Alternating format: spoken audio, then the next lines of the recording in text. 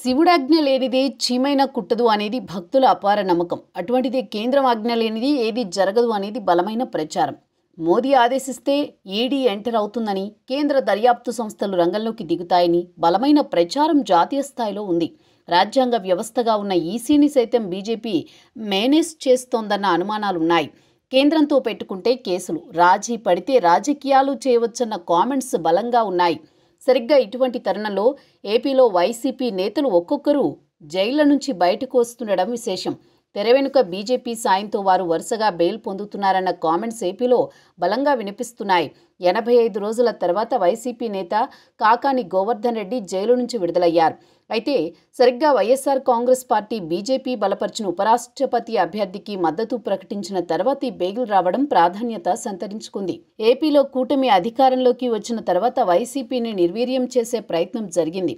YCP హయాంలో అవినీతికి పాల్పడ్డారని, కొందరిపై దూకుడుగా వ్యవహరించారని, ఇంకొందరిపై అనుచిత వ్యాఖ్యలు చేశారని మరికొందరిపై కేసులు నమోదయ్యాయి. పెద్ద ఎత్తున అరెస్టుల పర్వం నడిచింది. మద్యం కుంభకోణంలో దాదాపు 12 మంది అరెస్ట్ అయ్యారు. వారంతా జగన్మోహన్ రెడ్డికి అత్యంత సన్నిహితులు. ఒక విధంగా చెప్పాలంటే వైసీపీలో మూల స్తంభాలు. అయితే చాలా మందికి బెయిళ్లు లభిస్తున్నాయి. అయితే ఇలా బెయిల్ పొందడం అనేది ఇటీవల మాత్రమే సాధ్యమవుతోంది. అది కూడా ఎన్డీఏ బలపరిచిన ఉపరాష్ట్రపతి అభ్యర్థికి వైసీపీ మద్దతు ప్రకటించిన తర్వాతే కావడం గమనార్హం.